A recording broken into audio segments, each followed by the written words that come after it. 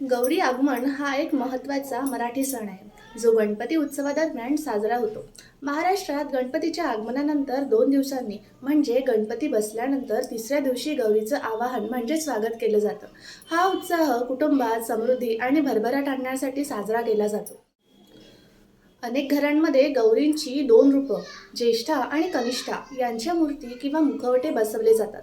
त्या अनुक्रमे मोठी बहीण आणि धाकटी बहीण मानल्या जातात. गौरींचं आगमन करताना त्यांचे मुखवटे किंवा मूर्ती घराच्या मुख्य दारातून आत आणल्या जातात. यावेळी "गौरी आली हो" असं म्हणून तिचं स्वागत करतात.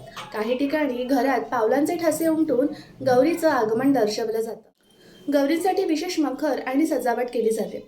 त्यांना पारंपरिक साड्या, दागिने आणि फुलांनी सजवलं जातं. गौरीच्या आवडीचे विविध पदार्थ जसे की 16 प्रकारच्या भाज्यांची भाजी, पुरणपोळी, लाडू, शंकरपाळी असे अनेक पदार्थ नैवेद्यासाठी तयार केले जातात. हा उत्सव 3 दिवसांचा असतो. पहिल्या दिवशी गौरीचे आवाहन, दुसऱ्या दिवशी गौरी पूजन आणि तिसऱ्या दिवशी गौरी विसर्जन केले जाते. असं मानलं जातं की गौरीच्या आगमनाने घरात सुख, शांती आणि समृद्धी येते. गौरी हे देवी पार्वतीचे रूप मानले जाते आणि त्यांच्या पूजनाने घरात सकारात्मक ऊर्जा आणि मंगलमय वातावरण निर्माण होते.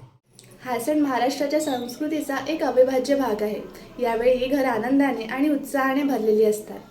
तर आजचा व्हिडिओ आवडला असेल तर लाईक करा, शेअर करा आणि सबस्क्राईब करा.